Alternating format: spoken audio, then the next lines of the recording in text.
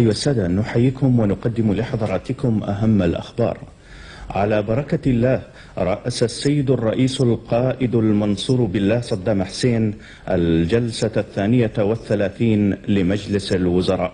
وقد قدم المقاتل وزير الدفاع الفريق الأول الركن سلطان هاشم أحمد خلال الاجتماع استعراضا للمهمات التي قامت بها وحدات من قواتنا المسلحة الباسلة بتقديم العون والإسناد للسيد مسعود البرزاني ورفاقه بناء على طلبه لمواجهة العدوان الإيراني الغاشم وحليفه جلال الطلباني.